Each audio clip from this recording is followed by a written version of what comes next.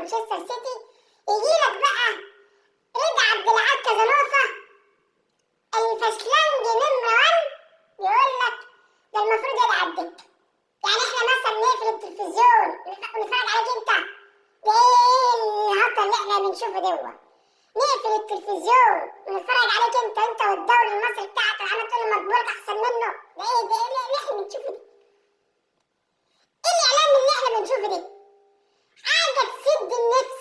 ده واحد لما جاب جول، مرموش ده لما جاب جول في جول حسب الاوفسايد، حاجه حلوه، حاجه تفرح. انت عمال تحبط في اللعيبه ليه؟ تحبط في اللاعب ليه؟ يقول لك اصل المفروض يلعب. ليه حضرتك المفروض كرومبو بتاع تدريب الكره المصريه؟ ما مش عارفين حضرتك انت اللي بتجيب التايهه؟ مش قادرين نفهم، احنا مش قادرين نفهم. انا مش عارف الاعلام المصري ده، القناه اللي هي بتاعت تي ان سبورت دي بصراحه بتجيب اعلاميين، بتجيب ناس غريبه، بس يعني باستثناء الناس اللي تيجي الا رضا عبد العال كازانوفا. المحبط اكتر واحد بيحبط اللعيبه في مصر، بل في العالم كله.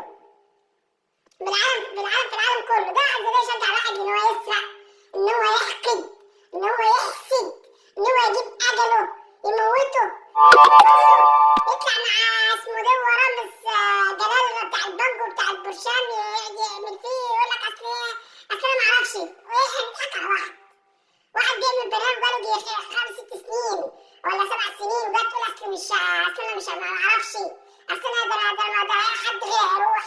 ايه العبط ده؟ وانت قاعد على اللقطه والرقده للعيبه